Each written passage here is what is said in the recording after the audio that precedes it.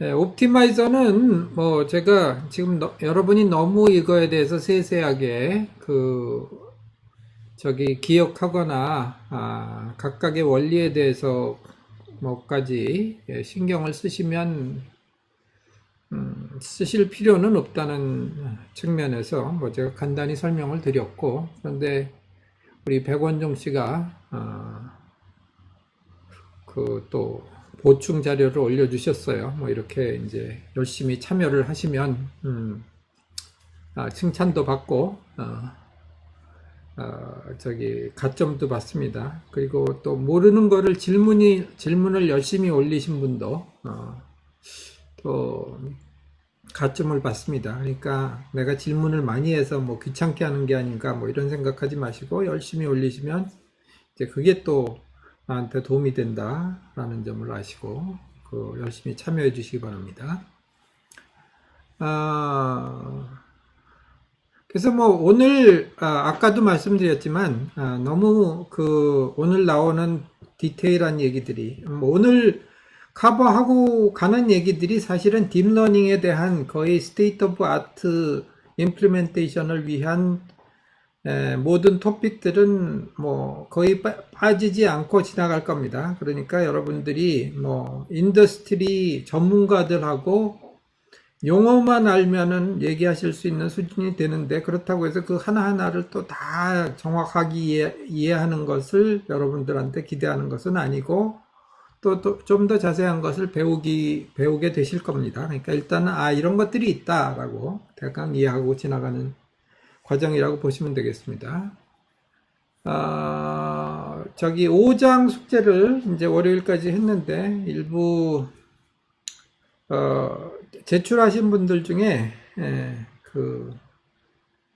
다른 사람들이 볼 수 있도록 하는 거를 쉐어링을 푸는 걸 잊으셔가지고 우리 조교분들이 채점을 사실은 뭐 한두 시간이면 되는데, 한두 시간도 아니고 1시간 이내로 되는데, 그것들을 이제 풀어달라고 요청하느라고 굉장히 시간이 많이 걸렸습니다.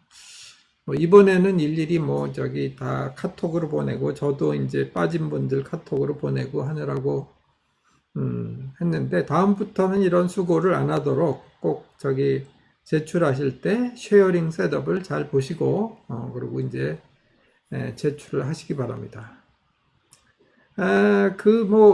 사지선다 문제는 물론 이게 미분을 써서 디라이브를 해서 딱 맞추면 좋지만, 대충 이제 또 우리 다들 수능 시험들 보시면서 이 사지선다는 도사들이잖아요. 그러니까 어느 게 답일 것 같은가 고르시면 되는 것 같습니다. 그죠? 그래서 잘들 하셨고, 일단 코딩에 있어서는 사실은 이게 뭐라는 건지 캐치를 못 하셨거나 조금 문제의 뜻을 잘 이해 못한 분들이 계셨어요. 그래서 이제 제가 이 모범 답안을 올려놨는데, 뭐 딴 거 아니고 이제 여기 모델 부분을 이제 바꿔놨죠. 그래서 딴 건 다 똑같고, 그 다음에 이제 여기 멀티레이어 뉴럴 네트워크인데 줄였습니다. 이런 식으로. 그죠? 이 부분을 보시면 이제 이렇게, 여기서 원래 층이 4개 있었죠. 4개 있었는데, 2개 가운데 있던 걸 줄였습니다. 히든 레이어를 줄이고, 그 다음에 뭔지 모르지만 드롭아웃이라고 있던 것도 없애버렸습니다. 그러면 이게 퍼셉트론이 됩니다. 그래서 이게 퍼셉트론이 됐고, 이대로 그대로 돌려보시면 여러분들 기억하시는지 모르겠지만 약 97%, 흐리게 보여요? 너무 작아서 그런가? 좀 크게 키워볼까요? 그러면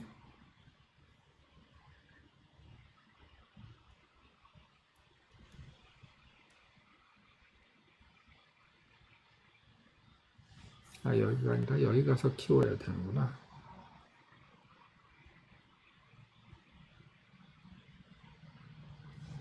네, 여기 이제 잘 보이십니까?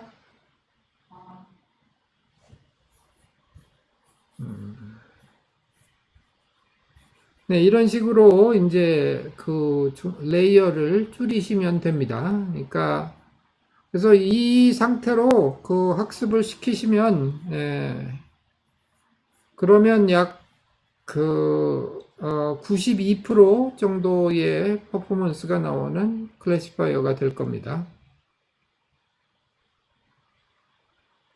네? 아, 그래요? 이게 작아 보인다. 왜 그럴까? 그럼 어디 공유를 해보죠.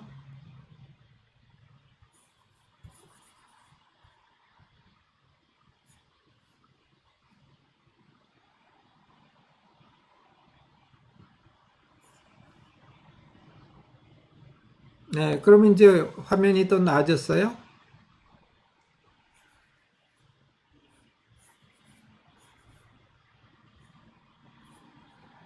이렇게 하면 꼭 그 채팅창이 어디로 사라진단 말이야. 채팅창이 어디로 가지? 네, 그러면은 이제 쉐어링 할 때는 제가 선명하게 오케이. 그러면 이제 앞으로 저기 지금 질문은 이 카톡으로 해주세요. 왜냐면 이상하게 쉐어링을 하면 채팅창이 안 보여.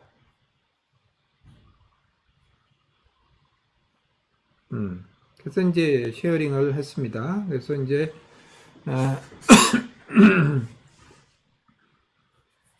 그렇게 하고 그러면은 내 얼굴을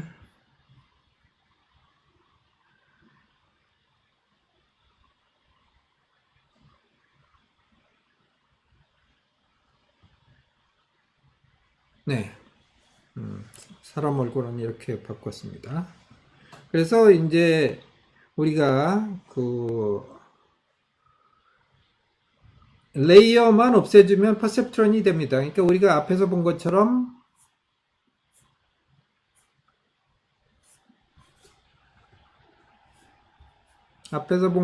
이제 중간에 히든 레이어가 있는 뉴럴 네트워크였는데 이 레이어를 빼버린 거죠. 히든 레이어에 해당하는 API를 이제 없애버림으로써 빼버리니까 당연히 인풋이 784 뉴런이고 아웃풋이 10개인 퍼셉트론이 된 겁니다.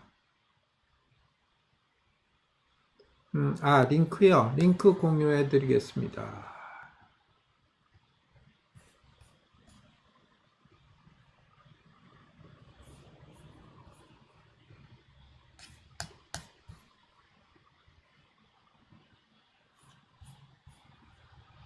네. 근데 여기서 이제 우리 질문이 있어요. 그러면 우리가 이런 비전 문제나 이런 것들은 논리니어 프로블럼이라서 퍼셉트론은 문제를 풀 수가 없다고 우리가 배웠는데 여기서 보니까 92%나 맞잖아요. 왜 그렇게 됐을까요? 여러분들 의견 카톡적으로 제가 지금 채팅창이 잘 안 보이는 상황이라서 카톡적으로 답변을 올려주시면 고맙겠습니다.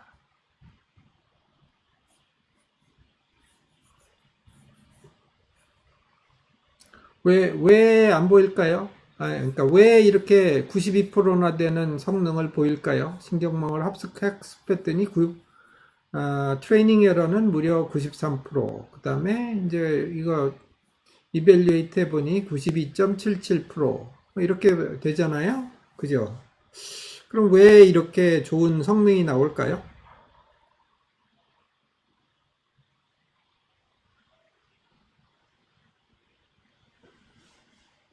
오버피팅 때문이다. 절되는 게 이상한 거였나요? 아니, 우리가 배운 것은 퍼셉트론 가지고서는 리니어 프로블럼 밖에 못 풀기 때문에 이런 클래시피케이션 문제, 특히 복잡한 이미지 인식 같은 것은 안 될 거다 그랬는데 92%나 됐잖아요. 그죠?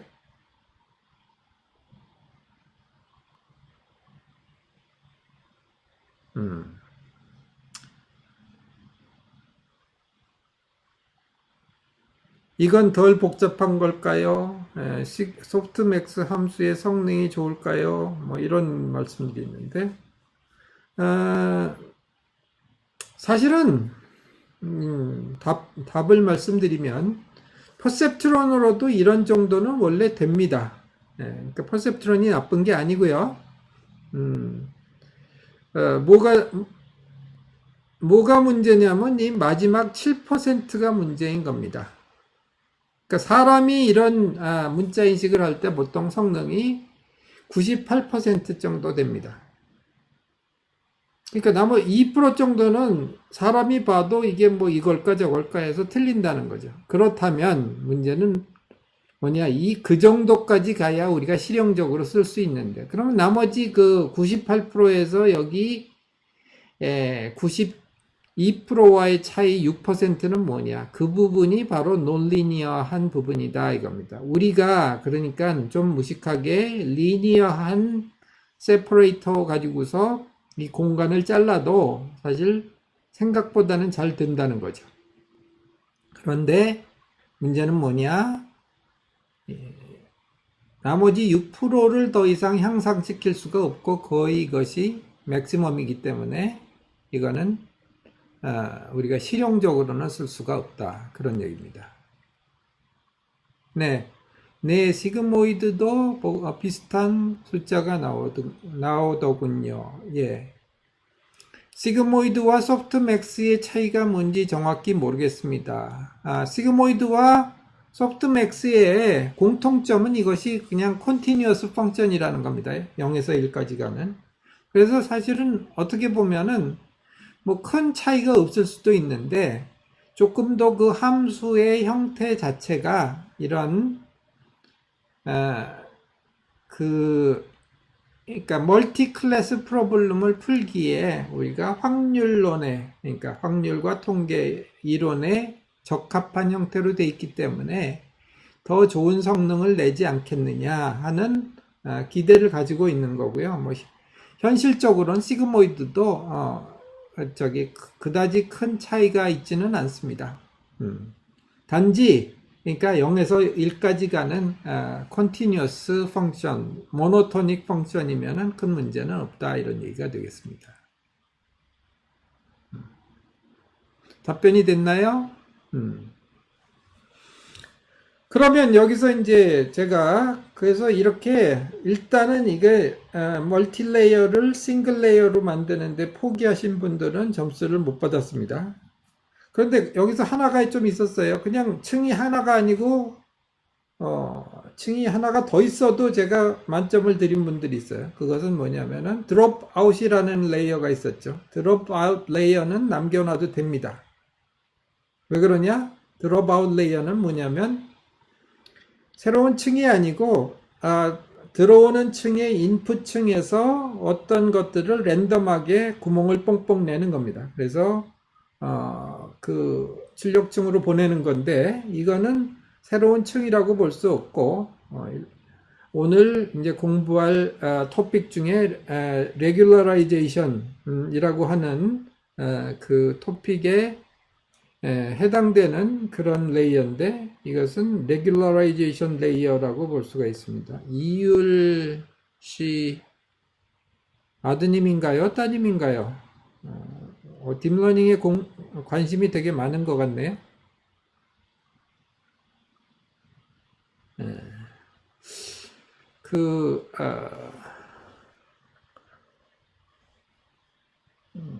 근데 너무 많이 움직이지 않으면 좋겠어요. 내가 너무 귀여워가지고서 어린이 보느라고 자꾸 딴 생각을 하네.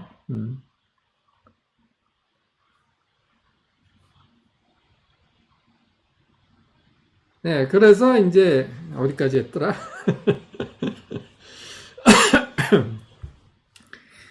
그래서 이제 이 리니어 클래시파이어 가지고서도 꽤 괜찮은 성능을 보여줄 수 있다. 그러나 이거는 우리가 실험해 보는 정도지, 프랙티컬한 어플리케이션에서 우리가 사용할 수는 없다, 이런 얘기가 되겠습니다. 그런 측면에서 앞서 과제에서 시그모이드도 중복 정답으로 인정해 주실 수 있을까요? 하하. 예. 아니, 시그모이드를 쓰신 분도 제가 거의 감점은 하지 않았습니다. 제가 한 거가 아니라 조교분들이. 빵점 받으셨나요? 아닐 텐데. 아, 뒤에 객관식에 있는 거요. 그거는 다르죠. 어느 게 최적의 답이냐 하는 것을 물어본 거죠. 네. 그러니까 그거는 아닌 것 같습니다. 객관식에서 답은 안 됩니다. 예. 아, 여러분들 너무 이제 점수에 매달리지 말고 우리가 사실 그래서 제가 할 일은 하드하게 많이 드리지만 점수는 그렇게 짜게 드리지 않습니다. 그러니까 너무 그렇게 센시티브하지 않으셔도 됩니다. 자, 그래서 이제 다시 우리 그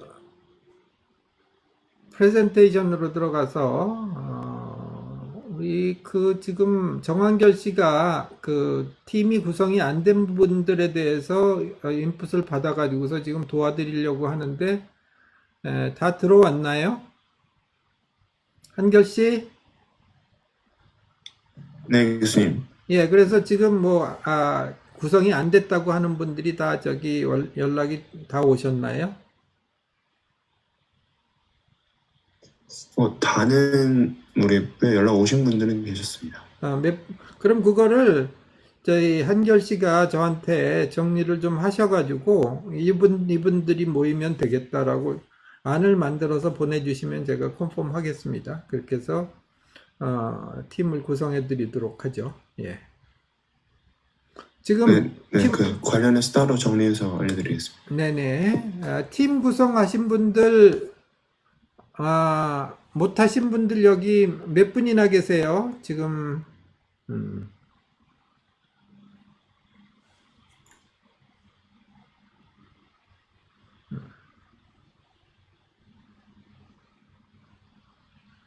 네, 어쨌든 그거는 정한결 씨한테 반드시 팀 구성이 3명이 잘 안 되신 분들은 연락을 주시면 도와드릴 겁니다. 네. 질문이 있는데 액티베이션 펑션으로 렐루를 많이 쓴다고 하셨는데 이번에 소프트맥스 함수를 쓴 거는 멀티클래스 클래시피케이션 문제서라고 생각하면 될지요? 예, 그렇습니다. 멀티클래스 클래시피케이션 문제인데 중간층에서는 그래도 또 렐루를 많이 씁니다. 그런데 아웃풋층에서 소프트맥스를 주로 쓰게 되는 거죠. 예. 서한나 씨 아직 안 됐고요. 연락드렸고요. 정한결. 예. 그래서, 확인하셨고, 이제 이분들이 다 어떤 분들의, 합치면 될지, 정리해서, 오늘 내로, 그러니까, 이 새로 시작하는 주 중에 이제, 구성이 되도록 도와드리겠습니다.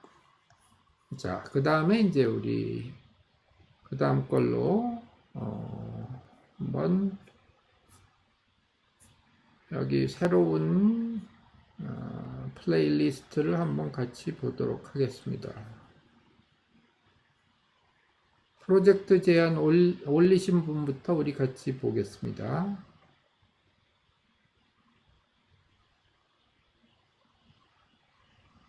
안녕하세요. 김영석, 이동선, 김경일로 구성되어 있는 조입니다.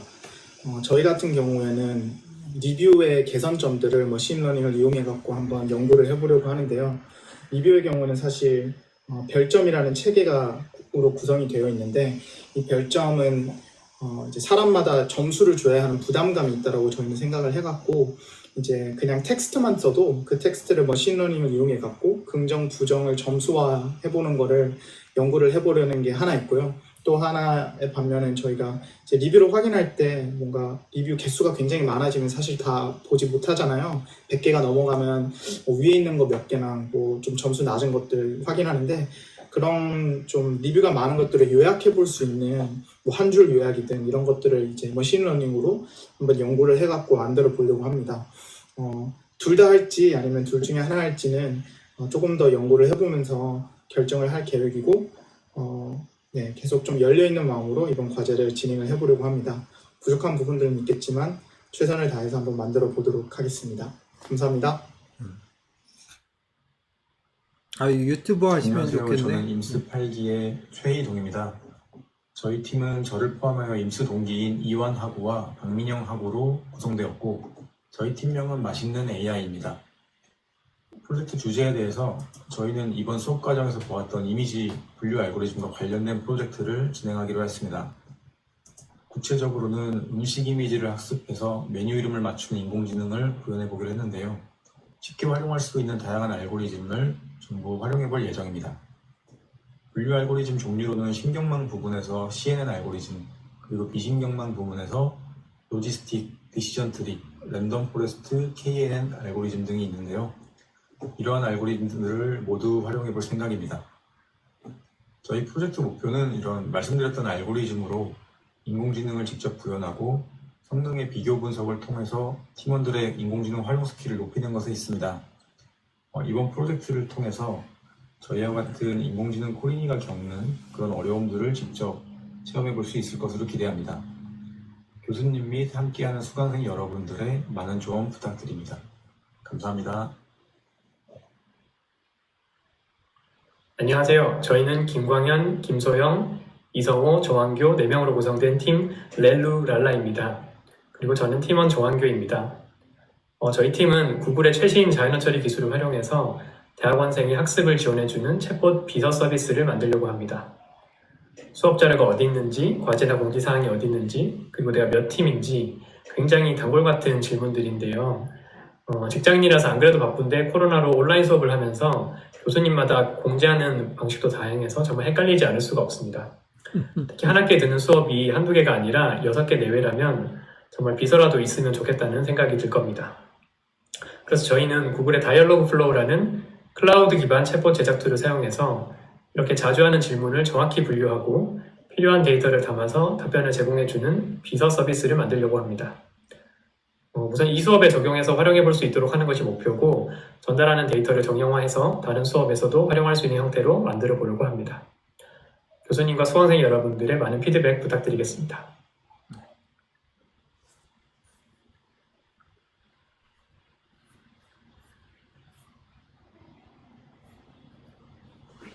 이제 뭐 이상한 걸로 넘어가니까 그만하고요. 예, 그래서 이게 그러면 유튜버에 계속 광고비를 벌려고 계속 플레이를 하는 경향이 있는데, 지금 3팀 발표하셨고요. 일단 3팀 발표하신 거 보면서 제가 느끼는 것은 다 좋은 프로젝트들 하셨어요. 근데 이 3팀 공통적으로 데이터를 어디서 얻어올 건지 하는 거에 대한 생각을 조금 해보시는 게 좋을 것 같습니다. 왜냐하면 이런 프로젝트에서 나중에 이제 우리가 계속 공부를 해나가면서 보시면 아시겠지만은 제가 계속 이제 이런 분야에 대해서 뭐 이런 분야에는 이런 알고리즘을 쓰고 뭐 이런 분야에서는 이런 알고리즘을 쓰고 이런 건 어디 갔으면 구하면 된다 이런 것들을 알려드리기 때문에 큰 머신러닝 모델을 만드는 데는 여기 앞에 머신러닝 컨벤셔널 알고리즘도 쓰고 뭐 딥러닝도 쓰고 하신다고 하셨지만 사실 그런 거는 큰 문제는 아닐 것 같아요. 그리고 우리가 갖고 있는 오픈 소스들도 많고. 그런데 데이터 구하고 데이터의 퀄리티를 높이는 것은 그렇게 쉽지 않습니다. 그래서 내가 프로젝트에서 사용할 데이터를 어떤 거를 사용하면 좋을까? 어디서 쉽게 가져올까? 이것이 여러분들이 프로젝트의 퀄리티를 높이고 또 프로젝트가 너무 쓸데없이 어려워지지 않게 하는 키가 아니겠는가 그런 생각을 좀 하고요. 그 다음에 이제 계속해서 딴 분들의 발표를 좀 들어보려고 합니다. 준비되신 팀 계세요?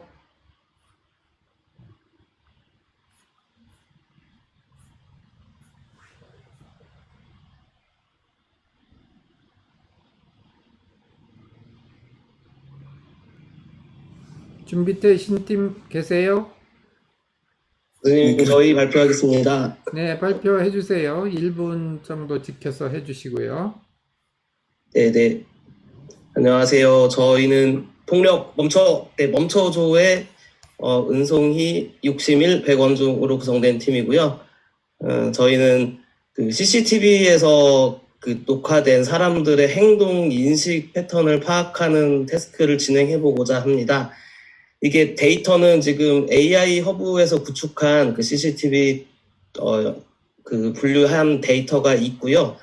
그거를 활용해서 이제 알고리즘은 지금 텐서플로우 튜토리얼에서 있는 동영상 분류기가 CNN 기반의 컨볼루션 뉴럴 네트워크 기반의 여러 가지 좀 샘플들이 몇 개 있어서 그 두 데이터와 알고리즘을 접목하는 과제를 진행하고자 합니다. 그래서 궁극적으로 이 서비스는 CCTV에서 감지되는 이상 행동, 예를 들면 폭력, 아니면 주치자의 뭐 주치 행동, 그다음에 뭐 엘리베이터에서 뭐 약간 성추행이라든지 그런 이상 행동에 대해서 멈춰를 외칠 수 있는 그런 서비스를 구현하는 게 저희의 목표가 되겠습니다. 이상입니다. 네. 상의 얼굴을 보여드리려고 했는데, 예, 그것도 굉장히 좋은 것 같고요.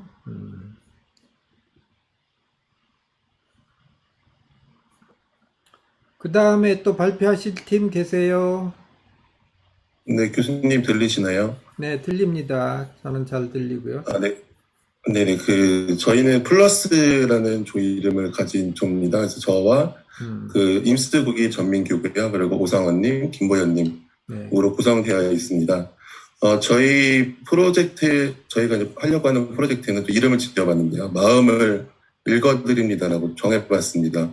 이티콜 프로젝트라고도 하는데, 공교롭게 저희 조원들이 모두 통신사에 재직을 하고 있기 때문에 좀 그 업과 관련된 거를 해보면 좋겠다라고 조금 논의를 해서 그 간단한 개요는 나와 상대방의 감정 상태를 전화를 할 때 감정 상태를 판단을 해서 뭐 간단한 이모티콘이나 뭐 단어 같은 것들을 저희가 스마트폰의 콜록을 옆에 이렇게 표시해 주면은 재밌는 서비스가 되겠다라고 조금 고민을 했고요. 그래서 음성 감정 분석 기능이 좀 사용할 것 같습니다. 그래서 뭐 예를 들면은 뭐 소개팅을 했는데 뭐 썸녀와의 대화는 많아지고 통화도 많아지는데 콜로그에서는 뭐 시간과 수발신 정보밖에 없는데 그 옆에 이모티콘으로 시간에 따른 대화 형태가 어땠는가, 뭐 점점 긍정적인 방향이었는가 부정적인 방향이었는가로 설명을 해도 재미있을 것 같고요. 아니면은 요즘 코로나 시대 때 뭐 직장 상사에게 음성 통화로 보고를 하거나 어떤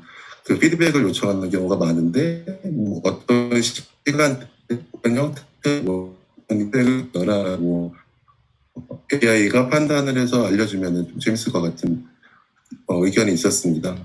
그래서 저희가 사용하고 싶은 모델이나 이거는 계속 확인을 해봐야 되는데 현재까지 확인한 걸로는 카이스트 인공지능연구소 쪽에 오픈 API를 제공을 하더라고요. 그래서 음성 기반에서 뭐 감정이나 그 발화자의 그 성별 또는 뭐 연령대까지 인식이 가능을 하고 감정 같은 경우에도 뭐 중립, 행복, 슬픔, 화남, 놀람 뭐 이런 것들까지 확인이 돼서 그런 것들을 이모티콘이나 어떤 단어 같은 걸로 하면 어떨까 싶기도 하고요. 아니면은 아예 다른 접근 방식으로 STT를 활용을 해서 음성을 좀 텍스트화로 변환을 한 다음에 그런 말뭉치들 사이에서 뭐 긍정적인 단어가 얼마나 있었는지 부정적인 단어가 얼마나 있었는지 하는 추론을 조금 진행을 하면 어떨까 하는 방향으로 우선 논의는 되었는데요. 어떤 짧게. 방식으로 진행할지는 조금 더 논의가 필요할 것 같습니다. 감사합니다. 네. 고맙습니다. 뭐 통신사에 계시니까 또 좋은 데이터가 많겠네요. 그러면 그걸 잘 활용해 보시면 좋을 것 같습니다. 그다음에 교수님 소리가 안 들립니다. 그러네. 내가 안 풀었네. 통신사에 계시니까 좋은 데이터가 많이 있으실 것 같아요. 그래서 그런 걸 잘 활용해 보시면 좋을 것 같습니다. 그다음에 발표 또 하실 분? 교수님, 저희 조도 발표를 준비했는데 PPT 한 장으로 만들려고 하셔가지고요. 네네. PPT를 준비했는데 화면 공유하고 시작하도록 네, 해도 그렇게 될까요? 하세요. 예.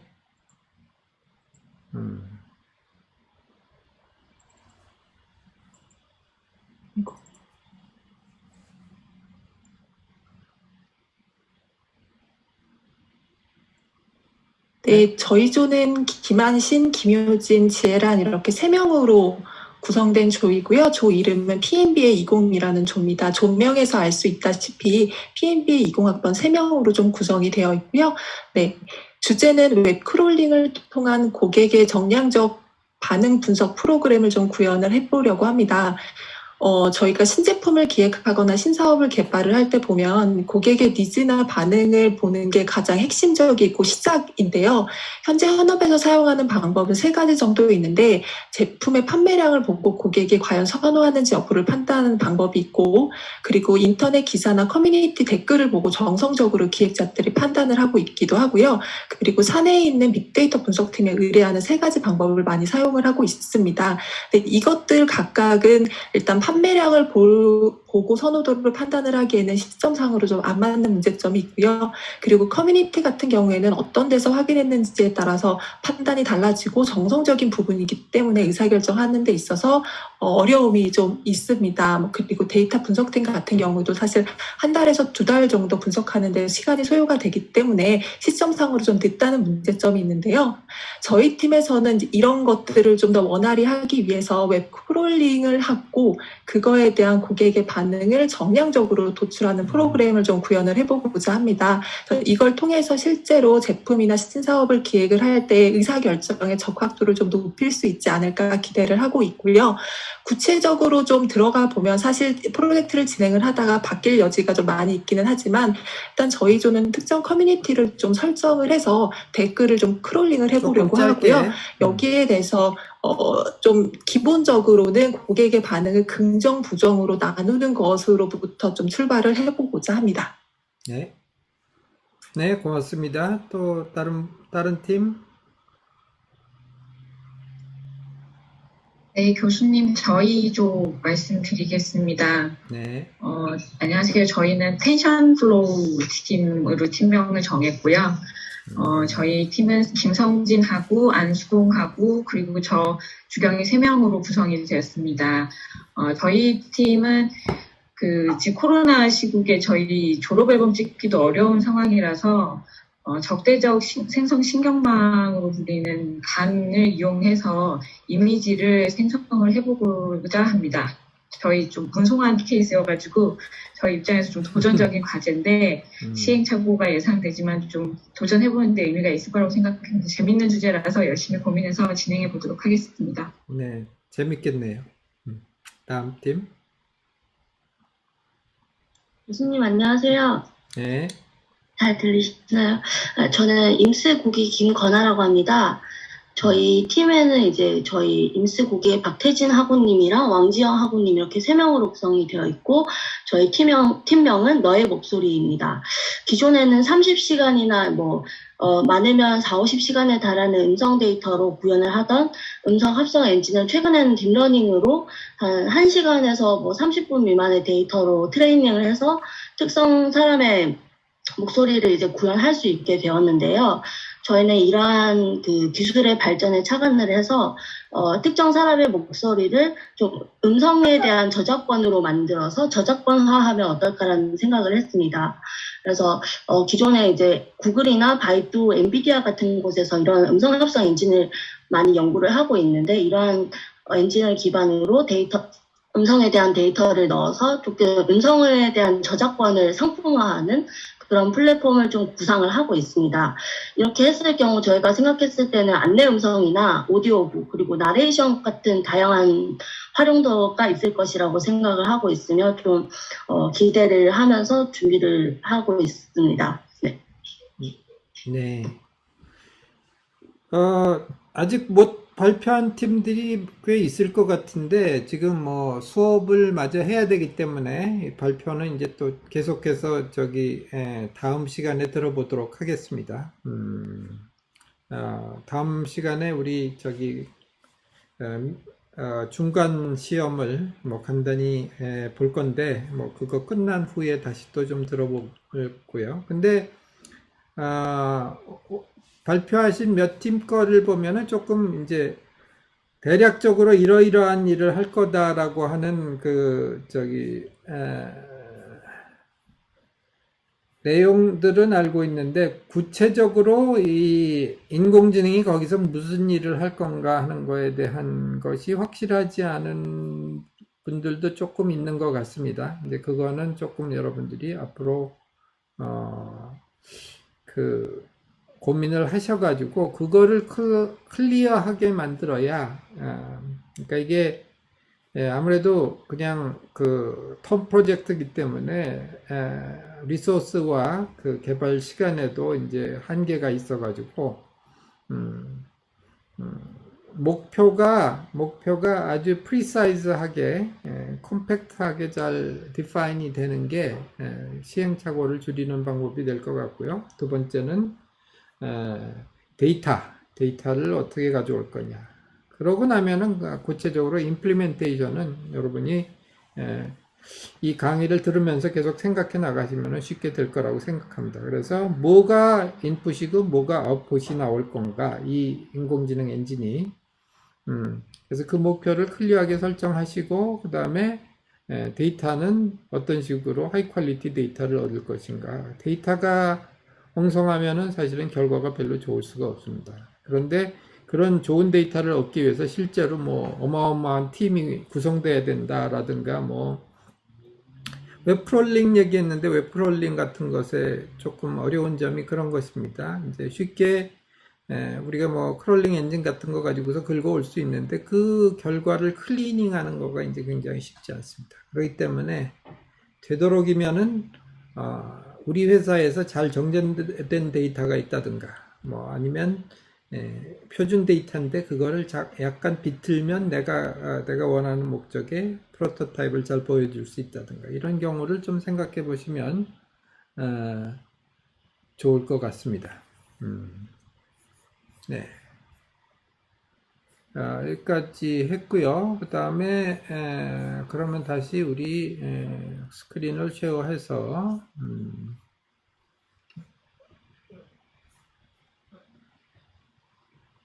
보도록 하겠습니다.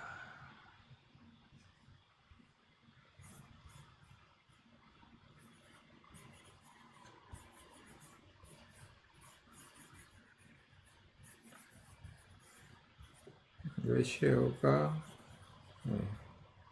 안 되지? 네, 그렇게 하고요. 그 다음에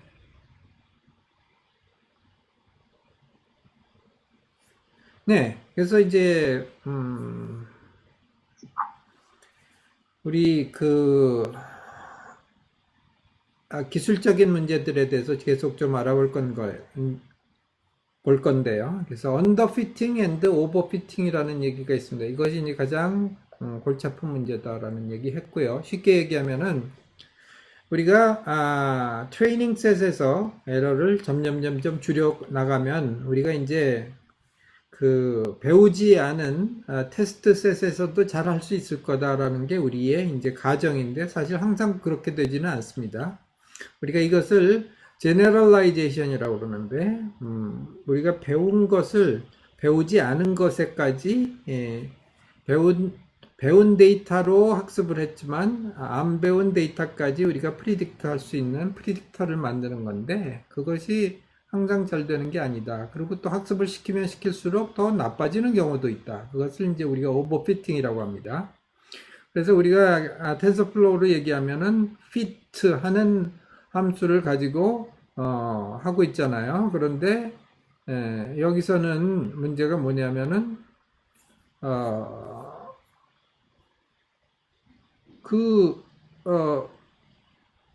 피팅을 하면 할수록 이제 더 나빠지는 경우가 생기는 거죠. 그죠? 그래서 이제 이런 것을 어떻게 해결하느냐 하는 문제를 우리가 좀 살펴봐야 합니다.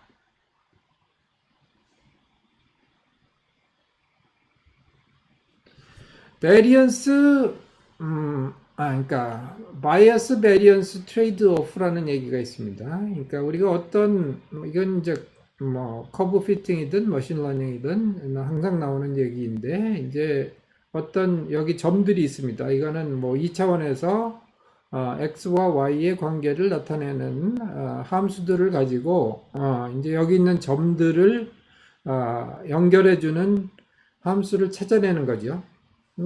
보니까 이렇게 뭐 우리가 여기서 보면 이렇게 찾으면 될 것 같습니다. 그죠? 그런데 문제는 뭐냐? 이 툴이 어디 갔냐? 여기 글씨 쓰는 툴이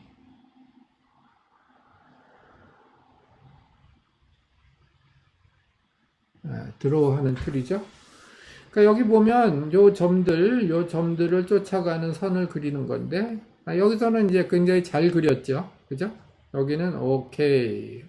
매우 잘 그렸는데, 이거는 우리가 예상치 못한 결과가 나왔습니다. 파라메타를 너무 많이 줬더니, 파라메타가 많으면 모델이 정교하니까 더 좋은 결과가 나올 줄 알았더니, 각각의 함수들을 다 만족시키는, 각각의 데이터 포인트들을 다 만족시키는 함수를 찾아냈기 때문에 오히려 결과가 더 나빠지게 된 거죠. 그래서 이것은 하이의 바이어스라고 하는 거는 이제 우리가 어떤 그 편견을 갖고 있다 이런 얘기인데, 굉장히 이 함수는 리니어 할 거야 이런 편견을 갖고 있는 거라고 볼 수 있겠죠. 그래서 이런 하이 바이어스 케이스는 이제 언더핏이라고 그러고요. 그러니까 이게 딱 가운데 있는 경우는 이제 딱 적당한 경우. 그다음에 여기는 하이 베리언스, 너무 이렇게 파라메타가 많은 함수를 가지고 피팅을 하다 보니까 문제가 생긴 그런 케이스죠. 이게 이제 머신러닝 전반적으로 특히 뉴럴 네트워크에서도 많이 나타납니다. 그 다음에 이걸 꺼야 다음 페이지로 넘어가나? 네. 안 넘어가지?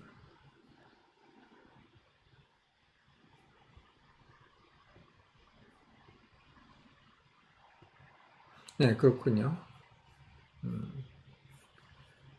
여기 또 이것들이 생겼네.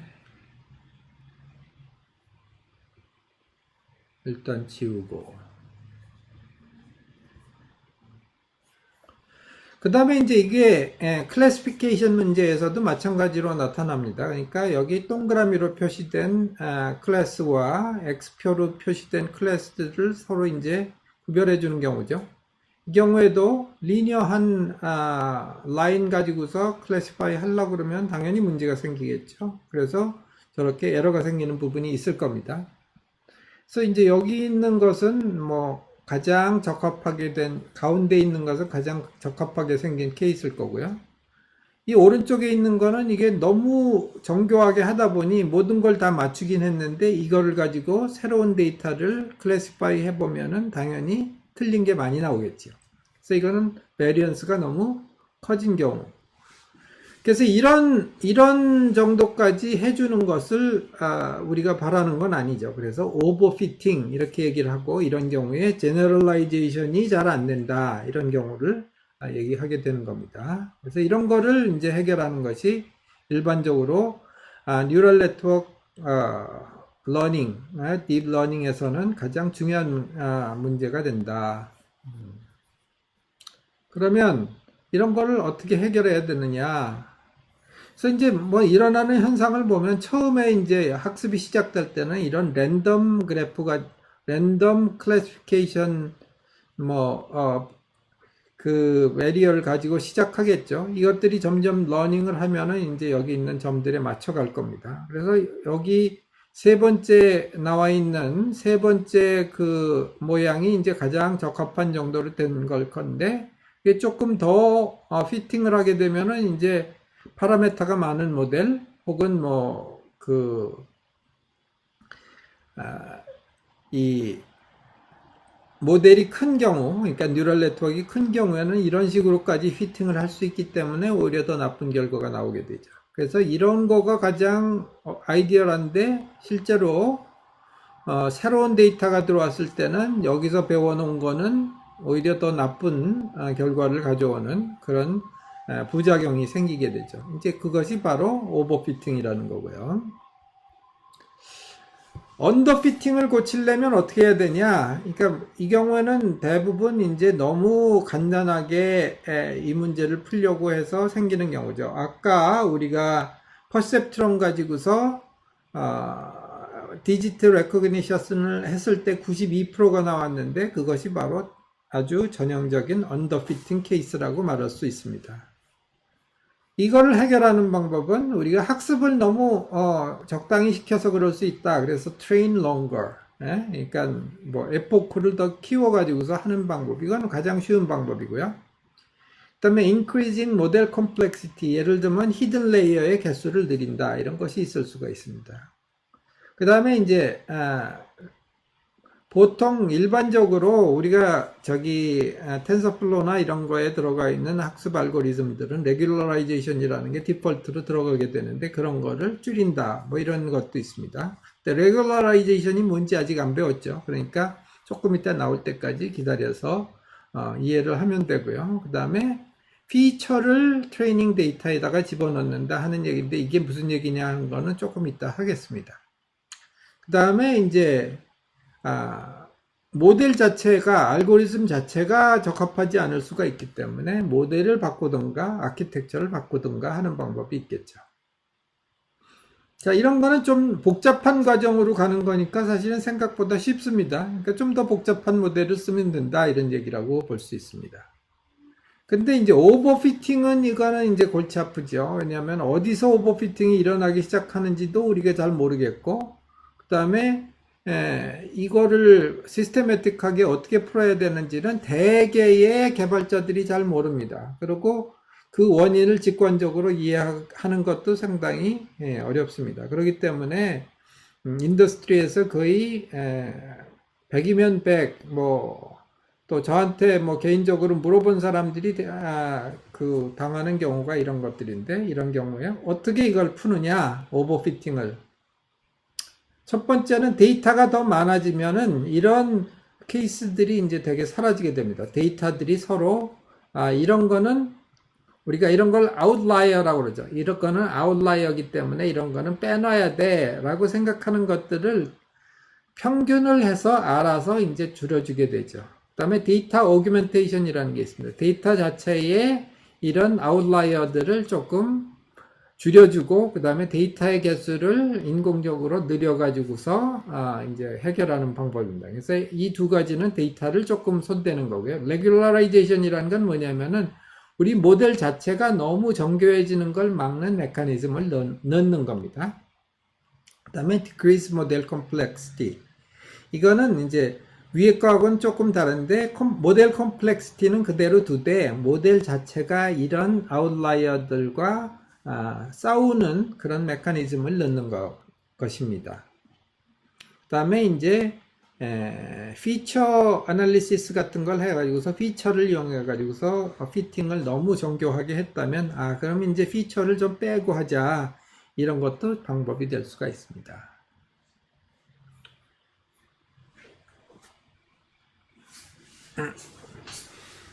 네, 그러면 여기까지 간단하게 질문. 네, 그러면 그 다음으로 가서 그 다음에 이제 vanishing gradient라는 프로블럼이 있습니다. 이거는 굉장히 한동안 큰 문제였고 그래서 이제 이거를 어떻게 푸느냐 하는 거였는데 이거는 렐루라는 그 펑션이 나오면서 상당히 쉽게 해결이 됐어요. 그래서 지금은 이제 걱정을 하는 사람이 별로 없는데 이거에 대해서 조금 얘기를 하자면 우리가 이제 체인 룰이라는 걸 써가지고서 앞에서 얘기한 백프로포게이션 그 데리버티브를 계산하게 되면 이 데리버티브라는 게 체인 룰에 의해서 여기 중간에 있는 노드들이 굉장히 많을 때 그 각각의 노드의 데리버티브를 다 곱하는 과정이 생기게 됩니다. 근데 시그모이드 펑션을 예를 들면 이렇게 스쿼시드 액티베이션 펑션이라고 그러는데 0에서 1까지 사이에 모든 출력값이 다 나오는 이런 함수들을 우리가 주로 쓰죠. 이런 것들은 데리버티브가 어느 한도 이하입니다. 일반적으로 그렇고 0.25인 시그모이드 펑션의 경우에 시그모이드 펑션을 중간 레이어에서 쭉 쓴다고 그럴 때 전부 이걸 층이 많아질수록 점점 작아져 가지고서 나중에는 그레디언트가 0밖에 안 나온다. 거의 0에 가까운 값만 된다. 그러면 이제 학습이 거의 안 되겠죠. 이걸 어떻게 해결하느냐? 액티베이션 펑션을 바꾸면 된다 해서 좀 이상하게 생겼지만 렐루를 쓰면 된다 하는 논문이 나오고 나서는 거의 이제 히든 레이어들의 렐루를 쓰는 게 이제 대세가 됐습니다. 그래서 이런 거는 이제 뭐 큰 걱정을 할 필요가 없다고 봅니다. 지금 모던 케이스에서. 드롭아웃이라는 게 앞에서 나왔는데 드롭아웃 레이어라는 게 있다고 그랬죠. 이건 뭐냐? 임의로 랜덤하게 확률적으로 구멍을 내는 겁니다. 네트워크에다가 구멍을 내는데 뭐 웨이트에다가 구멍을 내는 게 아니라 이 뉴런들에다가 구멍을 내니까 거기서 나오는 시그널들은 영향을 안 미치게 되겠죠. 이건 뭐 저기 망가진 뉴럴 네트워크 가지고 러닝하는 거 아니냐 그런 얘기인데 뭐 이런 것은 뭐 저기 동물에서도 많이 나타납니다. 동물의 뉴런이라는 게 이제 완전히 펄트 톨러런트한 게 아니죠. 그럼에도 불구하고 굉장히 잘 운영이 되고 있고 오히려 인투이션이나 이런 거를 찾아내는 데 있어서 굉장히 훌륭한 성능을 보입니다. 그것이 바로 이런 거다. 왜냐하면 이런 uncertainty가 있고 거기서 randomness가 들어가기 때문에 레이어에다가 노이즈를 애드하는 것과 비슷한 효과를 가져오는데 이것은 어떤 아웃라이어들이 들어왔을 때 그것들의 이펙트를 줄여주는 역할을 합니다. 뭐 물론 통계적으로 이론적으로 설명할 수도 있지만 그런 역할을 하기 때문에 드롭아웃이라는 게 이제 아주 간단하고도 쉬운 regularization 트릭이 된다. 그래서 regularizations이라는 게 뭐냐? 어떤 아웃라이어가 왔을 때, 그러니까 너무 오버피팅이 될 위험이 있을 때 그거를 이제 완화시켜주는 메커니즘을 레귤러라이저라고 한다. 그거 이외에 배치 노멀라이제이션이라는 게 있습니다. 이거는 이제 히든 레이어의 아웃풋들이 나왔을 때 그것들이 이제 굉장히 다양한 값을 갖고 어떤 건 굉장히 0에 가까운 값, 어떤 건 굉장히 큰 값 이런 것들이 섞여 있는데 그런 거를 노멀라이즈 해주면 또 이제 그 regularization 이펙트를 가져온다 하는 얘기들이 있고요. 보통 BN 뭐 이렇게 해서 부르는데 이런 것들도 다 텐서플로우에 보면은 그냥 간단한 옵션 하나를 선택하면은 이제 알아서 해주게 되어 있습니다. 그래서 구체적으로 하는 방법은 뭐냐? 이제 각각의 노드에서 이제 아웃풋이 나오면은 그것들을 이제 대충 평균 낸 다음에 평균 값을 이용해서 다시 노멀라이즈 하는 그런 과정을 거치게 됩니다. 그래서 그 다음에 이제 데이터 프리프로세싱이라는 게 중요한데, 그래서 이제 이런 뭐 여기 어떤 음식이 있다 할 때, 음식이 항상 뭐, 한가운데 있는 것도 아니고, 여기 이제 뭐 이게 메뉴가 뭔지 모르게 이게 뭔지를 뭐 조금 전에 음식의 종류를 뭐 디텍트 하는 거를 만드시겠다고 했는데 그런 사진이 되겠네요. 뭐 이제 이런 게 있을 때 이건 뭐냐 하는 거를 그 분석하는 거는 이제 이 정도 되면 굉장히 복잡한 이미지잖아요. 그래서 이런 걸 어떻게 하면 좋으냐. 그래서 프리프로세싱 하는 방법이 이제 우리가 노멀라이제이션이라는 방법이 있고 이제 이런 것들이 있습니다. 이것들은 이제 조금 이론적으로도 상당히 깊은 얘기들이라서 물론 배우신 분들도 있겠지만 뭐 이런 것들을 쓰고 합니다. 그래서 간단히 이제 몇 가지만 설명하고 가면 그 중에서 가장 중요한 것 중에 하나가 피처 엔지니어링이라는 겁니다. 예를 들면 이제 이렇게 돼 있는 2차원 데이터들이 있을 때 가운데 있는 것과 바깥에 있는 것을 구별하는 방법은 이 중간에다가 동그란 그 배리어를 쌓는 거라고 그랬죠. 저런 그 클래시피케이션 바운더리를 만드는 건데 그거는 논리니어 펑션이기 때문에 만들려면 꽤 힘들죠. 근데 이거를 리니어하게 푸는 방법도 있습니다. 어떻게 하느냐? z는 x제곱 플러스 y제곱의 스퀘어 루트 이런 식으로 원점으로부터의 거리라는 새로운 피처를 하나 디파인 해가지고서 기존 데이터를 가지고 기존 데이터와 새로 만들어진 피처를 새로운 데이터셋으로 만들어줍니다. 그렇게 되면 어떻게 되냐? 이거는 그냥 여기다가 직선으로, 그러니까 평면으로 바운더리를 만들어도 아주 좋은 클래시피케이션 성능을 낼 수 있게 되잖아요. 이런 일을 하는 것이 이제 피처 엔지니어링이라고 하고요.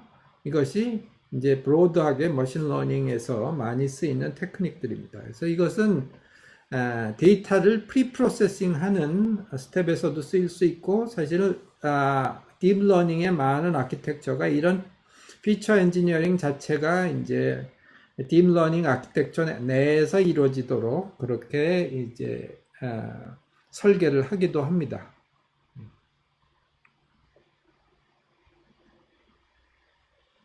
그래서 이제 이런 복잡한 데이터를 이제 우리가 또 디멘전을 줄이는 일도 합니다. 그래서 이제 이런 거는 뭐 연구가 그동안에 많이 되어 있는데, 가장 대표적인 게 프린시펄 컴포넌트 애널리시스라고 해서 멀티디멘셔널 데이터를 굉장히 작은 디멘전으로 줄이는 거, 뭐 ICA라는 건 인디펜던트 컴포넌트 애널리시스, 그거에 또 조금 더 발전된 버전, 그 다음에 논 네거티브 매트릭스 팩토라이제이션이라고 해서 몇 년 전에 이제 굉장히 히트를 쳤던 우리 지금 삼성의 사장으로 와 있는 승현준 박사의 세바스찬, 미국명으로 세바스찬 승이죠. 뭐 이런 세바스찬 승이 하고 이제 댄 리라고 하는 이제 또 친구가 같이 벨랩에 있을 때부터 프린스턴 갈 때까지 이제 했던 그런 일도 있고, 그래서 이것도 굉장히 최근에 포퓰러 했고요. 그 다음에 뭐 저하고 승 박사하고 이제 같이 했던 어프로포게이션이라는 뭐 그런 또 오토 인코더 스타일의 저것도 있었습니다. 오래된 논문들이죠, 사실. 그 다음에 그래서 이제 디멘전al 이 딥러닝의 특징은 굉장히 하이 디멘셔널 데이터를 이제 컴프레스 해가지고서 이제 우리가 그거를 분석을 하는 거기 때문에 이런 디멘셔널리티 리덕션 같은 것도 많이 쓰이고, 그 다음에 데이터 오규멘테이션은 뭐냐? 예를 들면 여기 뭐 강아지 고양이 사진이 하나 있으면은 이거를 뭐 좌우를 바꾼다든가 옆으로 약간 기울인다든가 아니면 또 위치를 뭐 바꾼다든가 아니면 크게 확대를 한다든가 이런 식으로 해서 굉장히 여러 종류의 변형된 이미지를 만들어 가지고서 이미지 셋을 인위적으로 확대하는 방법이 있습니다. 이런 것도 이제 굉장히 도움이 됩니다. 요것은 그래서 이런 방법들을 써 가지고서 어떻게 프로그래밍 할 수 있느냐 하는 것을 이제 앞에 어떤 분들이 이제 댓글을 분석하겠다고 했는데, 이제 그런 거에 해당되는 sequence to sequence movie 데이터베이스를 이제 sequence to sequence 모델 가지고서 이제 분석한 예제인데, 오늘은 시간이 좀 많이 갔기 때문에 다음 시간에 이 예제를 다음 시간에 이제 다음 주 지나고 9주째가 되겠네요. 9주째에 가서 보여드리는 걸로 하겠습니다. 이것은 이제 간단히 여러분들이 여기 있는 링크에 가서 미리 예습을 해 보실 수 있고요. 특히 Natural Language Processing 쪽에 프로젝트 하실 분들은 이제 쉽게 해볼 수가 있습니다. 이게 사실은 예제를 여러분들한테 추천한 Deep Learning with Python이라는 그 책에서 가져온 건데,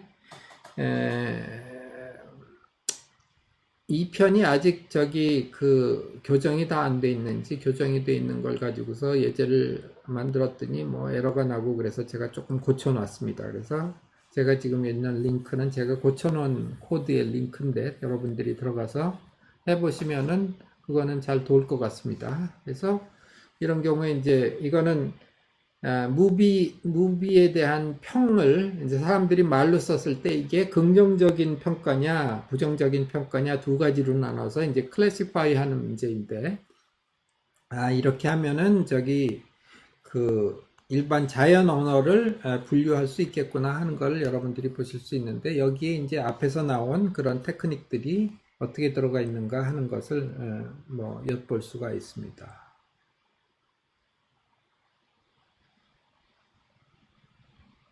그래서 오늘 그 배운 거를 정리하자면 하이퍼 파라미터, 옵티마이저, 언더피팅, 오버피팅 이런 문제들을 이제 우리가 이해하고 해결을 해야 되고 그 맨 마지막에 언더피팅, 오버피팅 문제를 해결하는 방법은 레귤러라이제이션이나 이제 뭐 그 외에도 여러 가지 방법들로 해결을 한다. 근데 이제 대표적인 것은 레귤러라이제이션이기 때문에 이런 것들은 이제 여러분들이 알아보시고 텐서플로우 펑션들을 API를 이용해서 불러 쓰시면 된다 하는 얘기가 되겠습니다. 여기까지 질문.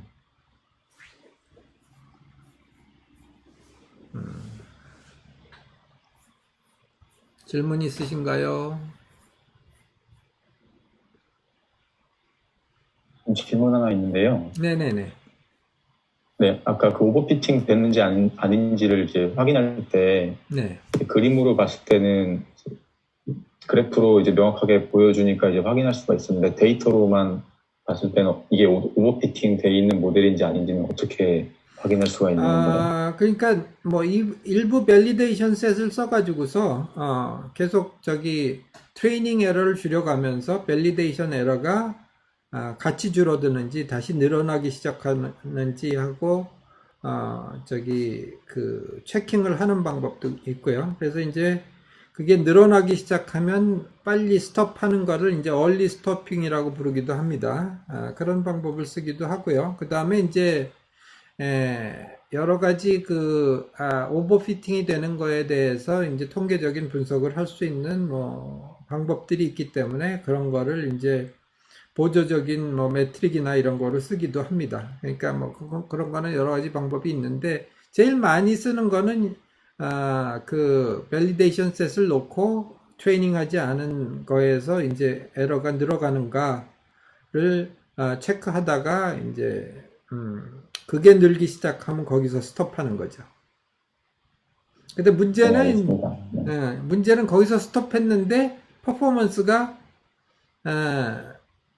내가 원하는 수준까지 안 간 거죠. 그러면 이제 그게 그 모델 파라미터에서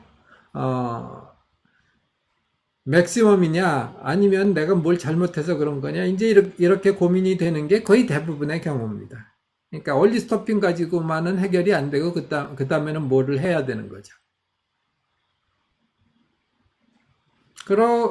제가 보기에는 거의 뭐 99%의 개발자들이 그런 상태에 있을 거라고 생각됩니다. 특히 대한민국에 있는 개발자들은 거의 코딩에서 출발한 그러니까 통계학이나 뭐 브로드한 그 선형대수나 이런 트레이닝을 별로 안 받았기 때문에 거의 대부분 이런 것 같더라고요. 그래서 그러니까 이산수학만 딱 배우기 때문에 그래서 이제 이런 경우에 그런 거에 대한 뭐 공부를 좀 할 필요는 있습니다. 실제로 개발자들이라면. 그러고 여러분들이 이제 그냥 팀장이거나 아니면은 뭐 나는 문과 출신이기 때문에 기획만 한다 이런 분들도 혹시 이런 거 아니에요? 이런 거 이제 좀 그 얘기할 수 있는 기본적인 토픽들은 우리가 오늘 거의 다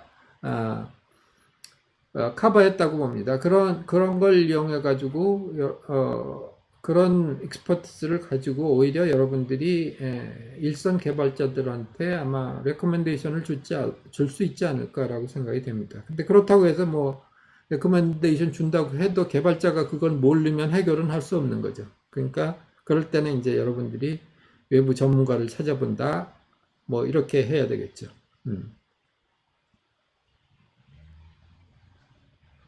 또 질문 있으신가요? 아마 있죠. 그래서 이제는 채팅창이 보일 텐데.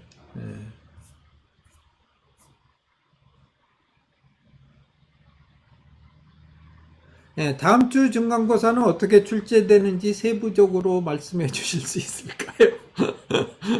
항상 이제 이 수능 보신 분들이 대한민국의 교육 그거를 제일 하는데 뭐 기본적으로는 여러분들이 여태까지 매주 내왔던 뭐 간단한 퀴즈가 있었잖아요. 그것들의 모임이라고 보시면 되고요. 그러니까 거기 나왔던 걸 그대로 반복한다는 얘기가 아니라 그런 형태로 여러분들한테 기본적인 컨셉들을 잘 이해하고 계신지에 대해서 이제 사지선다 내지 뭐 삼지선다 정도로 물어볼 거고요. 그 다음에 실제 코드를 놓고 어떻게 변형하면 좋을까, 이제 우리 그런 거 숙제 한번 해봤잖아요. 그런 문제가 한두 개 있을 겁니다. 뭐 그 정도, 이거 어렵지 않을 거예요. 그러니까 너무 걱정 안 하셔도 됩니다. 그 다음에 또 질문이요.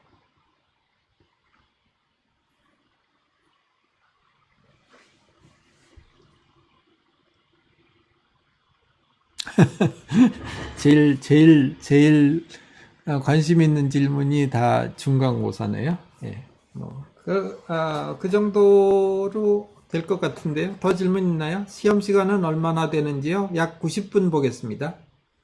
클로즈드 북 아니고, 오픈북입니다. 오픈북. 그러니까 여러분들이 열심히 이제 인터넷으로 서핑하실 수도 있는데, 그거보다는 조금 인터넷에서 바로 검색하면은 나오지는 않고, 그 말이 그 말인 줄을 알아야 되는 문제를 내야 되겠죠. 퀴즈 내주셨던 내용을 모아서 보내주실 수 있으신가요? 이거는 여러분들이 직접 들어가서 보시면 되는데, 여러분들이 피드백 다 보실 수 있잖아요. 그죠?